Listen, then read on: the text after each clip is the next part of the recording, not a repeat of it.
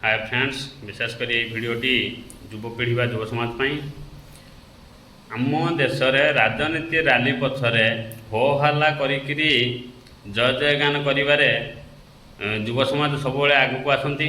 तो सही युव समाज मान मोर कई पद कथा ध्यान देकी शुणिबे।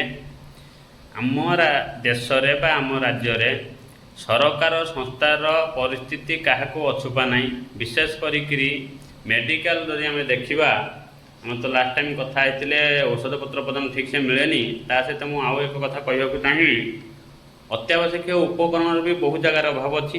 ता सहित किसी अत्याधुनिक उपकरण जहाँकि किसी जगार नुह पूरा भारत वर्षर अभाव अच्छी।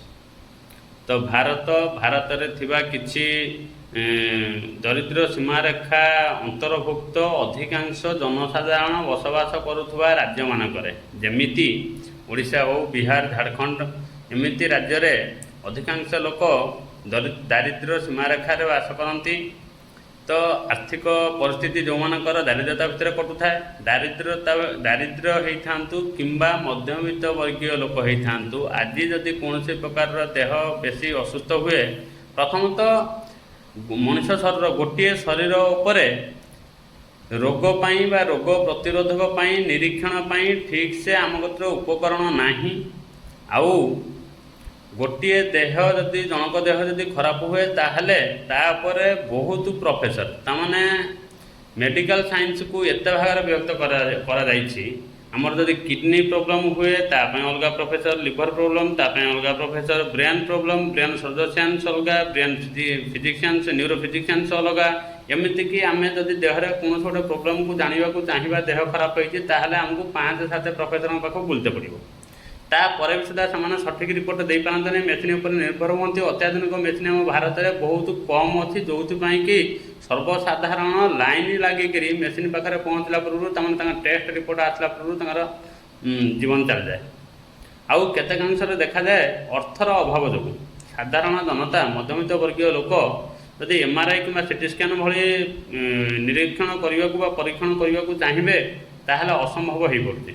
यार मुख्य कारण केवे चिंता करछन आज्ञा, सेंट्राल बारंबार पार्टी परिवर्तन होउची, अन्य पार्टी पावर को आसुचंती, किंतु जनसाधारण सर्वसाधारण विषय चिंता करवा पार्टी बा सर्वसाधारण चिंता करुवा सत्ताधारी केते जन अछंती।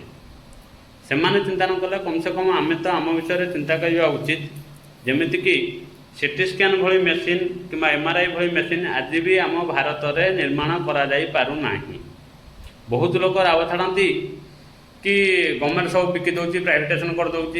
हाँ, प्राइवेटेसन करवाटा मो हिसाब से ठीक, कहीं जो पर्यंत गवर्नमेंट संस्थान हाथ में थो से केवल केमिति अधिकांश समस्ते नुहति अधिकांश गवर्नमेंट सर्विस होल्डर तांको स्वार्थ पाई तांको पकेट पेट पुरेयापाई जनसाधारणकर सुख सुविधा को जलांजलि दे दियंती। तामाने सर्वसाधारण से केबे भी चिंता करती नहीं, जो पर्यंत सरकारी संस्थानर हाथ में थाए।